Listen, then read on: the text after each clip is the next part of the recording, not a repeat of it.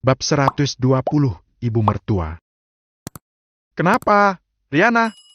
Kamu tidak suka supnya? Tanya sang mertua. Selama beberapa detik Riana terdiam.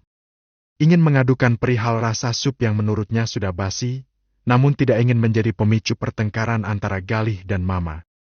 Selain itu, Galih baru berbaikan dengan sang Mama beberapa waktu lalu, setelah insiden Riana diusir dari kontrakan karena perbuatan Mama. Suka, Mah? Supnya enak. Kalau suka, nanti Mama akan sering pesan untuk kamu. Terima kasih, Mah. Riana mengulas senyum tipis. Namun, ia dapat melihat kebencian dalam mata sang mertua, yang ia sembunyikan di balik senyum dan sikap ramahnya.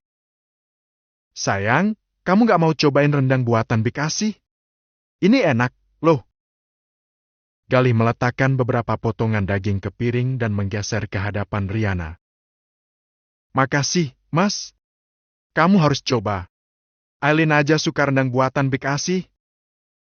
Riana menatap suaminya yang sedang lahap.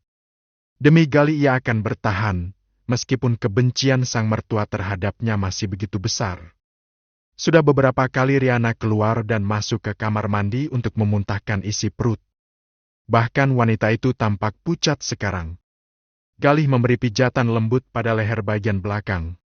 Ia jadi sangat khawatir dengan kondisi sang istri. Padahal sepanjang hari ini Riana terlihat baik-baik saja. Kayaknya kamu kecapean, deh. Ucap Galih sambil memberi pijatan lembut pada leher bagian belakang istrinya. Iya, Mas. Riana berucap lirih. Perut aku agak sakit. Kamu baring dulu, yuk. Nanti aku pijat pakai minyak kayu putih. Riana mengangguk. Dengan dibantu Galih ia keluar dari kamar mandi. Beberapa kali muntah membuatnya hampir kehilangan seluruh tenaga. Begitu Riana terbaring, Galih buru-buru keluar dari kamar menuju lantai bawah. Dalam beberapa menit ia sudah kembali dengan membawa minyak kayu putih. Lelaki itu menyibak pakaian istrinya hingga sebatas perut, lalu menuang beberapa tetes cairan hangat ke tangannya. Kemudian mulai melakukan pijatan lembut pada perut dan punggung. Tak dapat dipungkiri, Riana merasa jauh lebih baik dari sebelumnya. Mual terasa berkurang meskipun perut masih terasa nyeri. Gimana? Masih sakit perutnya? Tanyanya seraya membelai puncak kepala. Masih sedikit. Kita ke dokter aja yuk. Sekalian periksa. Riana menggeleng pelan. Gak usah, Mas. Aku baik-baik aja kok. Nanti juga hilang sakit perutnya. Ya udah, tidur aja kalau gitu. Ia menarik selimut demi melindungi istrinya dari udara dingin. Di satu sisi Riana merasa sedih dengan perbuatan ibu mertuanya. Namun, di sisi lain ia merasa sangat bahagia memiliki suami sempurna seperti Galih. Tidak hanya lembut, ia juga perhatian dan memiliki kesabaran luar biasa. Selain itu, Galih mungkin adalah satu-satunya orang yang tidak memandang Riana dari buruknya kehidupan masa lalu. Riana merasakan sensasi kehangatan yang berbeda saat Galih menariknya ke dalam pelukan. Wanita itu bahkan dapat menghirup aroma parfum yang menyerbak dari tubuh sang suami, terasa memanjakan penciumannya. Kenapa belum tidur? Bisikan lembut dari suara bariton itu menyapa telinga. Gak bisa tidur. Kenapa? Ada masalah? Maafin aku. Seharusnya malam ini aku melakukan tugasku sebagai istri, tapi aku malah membuat kamu repot. Gak apa-apa, sayang. Masih banyak waktu. Kamu istirahat aja dulu. Kamu pasti capek malam ini. Sambil membelai rambut dan punggung, membuat Riana semakin membenamkan wajahnya di pelukan leher sang suami. Malam sudah larut ketika Galih meraba pembaringan di samping dan tak menemukan keberadaan istrinya. Perlahan lelaki itu membuka mata dan memandangi kamar dengan pencahayaan temaram. Di tempat tidur berukuran besar itu hanya ada dirinya seorang, tidak ada Riana di sana. Baru saja akan turun dari tempat tidur, Galih sudah bernapas lega ketika menemukan Riana sedang duduk di atas sajadah dalam balutan mukena. Namun, satu hal yang berhasil merebut perhatian Galih.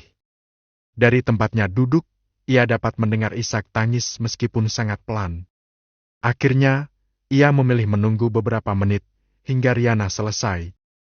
Wanita itu tampak sedikit terkejut mendapati suaminya sudah duduk bersandar di tempat tidur dengan senyum tipis di sudut bibirnya. "Maaf, aku tidak bisa tidur," ucap Riana sambil membuka mukena. Senyum Galih pun perlahan redup saat mendapati mata istrinya yang sembab. Ia pun yakin bahwa Riana habis menangis. "Bisa kita bicara sebentar?" ucap Galih. "Tapi aku mau ke kamar mandi dulu." Riana berusaha menyembunyikan wajahnya. Matanya yang sembab pasti terlihat oleh Galih. Karena itu, ia memilih masuk ke kamar mandi dan membasuh wajahnya dengan air, agar mata sembabnya sedikit tersamarkan. Dan, ketika keluar dari kamar mandi, Galih sudah menyambut dengan uluran tangan. Riana tidak punya pilihan selain menyambut suaminya. "Kamu habis nangis, ya?" bisik Galih. Ciuman singkat dia benamkan di kening. "Kenapa, sayang?" "Gak apa-apa, Mas. Aku cuma teringat ibu. Kamu bangun buat doain ibu kamu?" Anggukan kepala dipilih Riana sebagai jawaban. Membuat Galih kembali memeluk wanita itu. "Jangan sedih lagi. Sekarang kamu sudah tidak sendirian lagi karena kamu punya aku dan Mama. Anggap aja Mama sebagai pengganti ibu kamu." Lagi, Riana hanya mengangguk. Ia sembunyikan air mata yang mengalir deras dari matanya. "Perutnya gimana? Masih sakit?" "Enggak, tapi badannya lemas." "Ya udah, istirahat, yuk. Besok pagi kalau masih sakit kita ke dokter." Pagi-pagi sekali Riana sudah berada di dapur dan membantu Bik Asi memasak. Sejak tadi Bik Asi sudah melarang Riana, namun wanita itu bersikeras ingin membantu. "Aduh, jangan, Mbak. Biar Bibik aja. Mbak Riana kan menantu di keluarga ini. Nanti Den Gali bisa marah kalau lihat Mbak Riana kerja di dapur," ucap wanita itu. "Nggak apa-apa, Abik. Saya kan bukan kerja, tapi buatin sarapan untuk suami saya." Wanita berusia 45 tahunan itu hanya mengulas senyum. Ada rasa kagum kepada wanita yang menjadi istri majikannya itu. Tidak hanya cantik, Riana juga sangat santun dan lemah lembut. "Bik, tolong buatin saya jus apel." Suara sang nyonya besar menyapa pagi itu. Mama duduk di ruang makan sambil memainkan ponsel. "Baik, Bu," sahut Bik Asih. "Bik, biar saya aja yang buatin Mama jusnya," tawar Riana setelah melihat Bik Asih sedang repot dengan masakannya. "Benar nggak apa-apa, Mbak?" ujar wanita itu dengan senyum semringah. "Iya, Bik. Nanti masakannya gosong." Riana segera mengeluarkan beberapa buah apel dari lemari pendingin dan membuatkan untuk sang mertua. Ia tambahkan sedikit gula dan susu ke dalam jus sesuai petunjuk Bik Asih. "Ini jusnya, Mah." Riana menggeser segelas jus ke hadapan sang mertua. Wanita paruh baya itu hanya melihat sekilas. "Kenapa kamu yang bikin? Bik Asih mana?" "Bik Asih lagi masak, Mah. Makanya aku yang buatkan." Tangan El Mama vídeo se terulur meraih descarga segelas lentamente. jus buatan Prueba sang este mantu. navegador. Recursos Kemudian de vídeo menempelkan masivos. bibirnya pada ujung Descarga gratis sedotan. con solo un clic. Sepasang mata Descárgalo ahora wanita para parubaya experimentar. itu pun terpejam, dengan ekspresi kesal yang tergambar jelas dalam matanya. "Apa-apaan kamu? Kenapa rasa jusnya seperti ini?" Riana yang bingung seketika terdiam. "Tapi aku buatnya sesuai yang dikasih tahu Bik Asih." Sejenak wanita itu tampak celingukan demi memastikan keadaan aman dan tidak ada Gali di antara mereka. "Kalau begitu kenapa rasanya pedas? Kamu pasti masukin bubuk cabe, kan?" "Kurang ajar kamu, ya. Aku nggak masukin apapun selain gula sama susu," bantah Riana penuh keyakinan. "Kalau begitu kamu saja yang minum jus ini dan rasakan sendiri." Bik Asih yang mendengar keributan dari arah luar segera menghampiri sang majikan. Ia terkejut mendengar makian demi makian yang dilontarkan kepada Riana.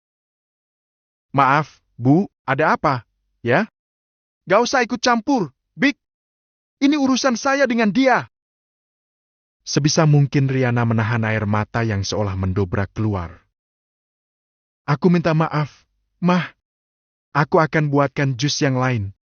Tidak usah, bentak wanita itu. Jangan kamu pikir saya menerima kamu sebagai menantu di keluarga ini. Saya setuju hanya karena Gali yang memaksa. Seharusnya kamu sadar diri bahwa perempuan seperti kamu tidak layak untuk anak saya. Mama! Suara Gali terdengar membahana dari arah belakang. Bersambung.